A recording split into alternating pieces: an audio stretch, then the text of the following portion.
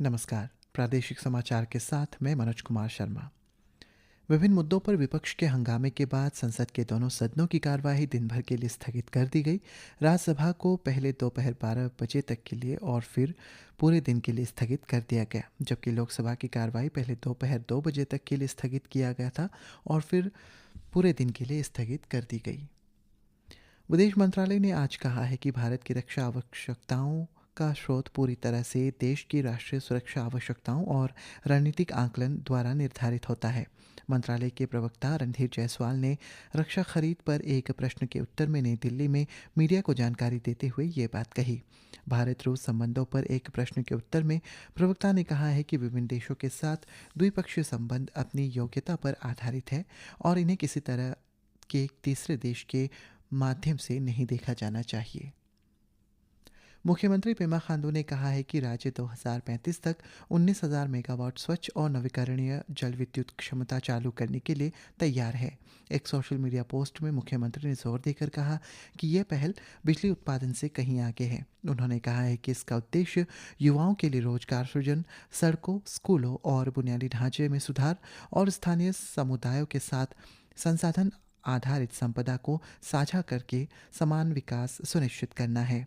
कामेंग, सुबनसिरी और दिबांग जैसी प्रमुख परियोजनाओं को उल्लेख करते हुए श्री खांडू ने कहा कि यह पहल दूर दराज के गांवों में भी आशा, अवसर और समानता लाएगी। उन्होंने कहा है कि राज्य सरकार अरुणाचल को न केवल एक खूबसूरत सीमांत क्षेत्र के रूप में बल्कि भारत के सतत ऊर्जा भविष्य में एक प्रमुख योगदानकर्ता के रूप में भी देखती है। उप मुख्यमंत्री चाउना मेन ने आज तोनीपोलो mission school for the hearing and visually impaired में लेट्स स्पीक अरुणाचल विषय पर आयोजित कार्यशाला में भाग लेते हुए संस्था को प्रदान की जाने वाली वार्षिक अनुदान राशि को 1,40,00,000 रुपये से बढ़ाकर 2 करोड़ करने का और स्कूल की लॉन्ग टर्म सस्टेनेबिलिटी के लिए 5 करोड़ का कंपोस्ट फंड आवंटित करने की घोषणा की है। इस दौरान उप मुख्यमंत्री ने आगामी राज्य वार्षिक बजट में अनुदान को शामिल करने का आश्वासन भी दिया। जिला सड़क सुरक्षा समिति ने आज अगस्त 2025 के अंतिम सप्ताह में आयोजित होने वाले आगामी सड़क सुरक्षा जागरूकता कार्यक्रम की योजनाओं को अंतिम रूप देने के लिए एक बैठक की। बैठक की अध्यक्षता करते हुए उपायुक्त विशाखा यादव ने जोर देकर कहा है कि DRSC की योजनाएं व्यवहारिक, कम लागत वाले फिर भी प्रभावशाली हस्तक्षेपों पर केंद्रित होनी चाहिए।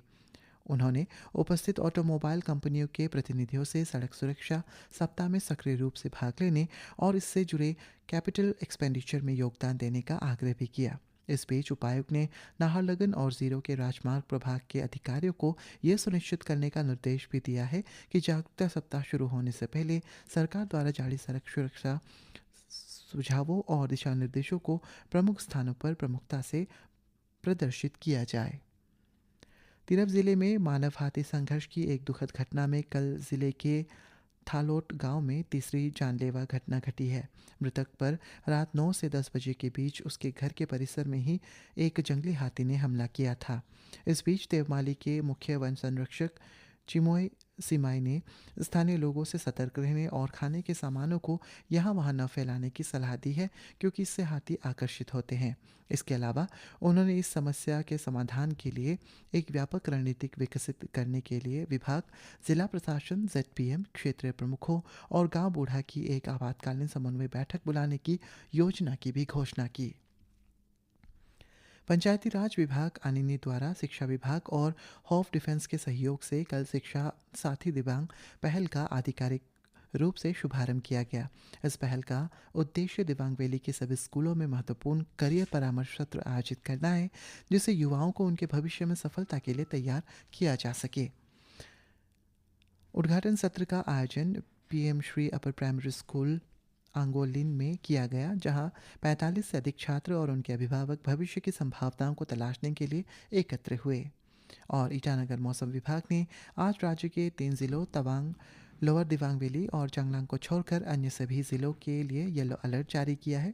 विभाग के अनुसार अगले 24 घंटों में अलग अलग स्थानों पर गरज के साथ बिजली गिरने और तेज बारिश होने की संभावना है। इसी के साथ ये समाचार बुलेटिन समाप्त हुआ। नमस्कार।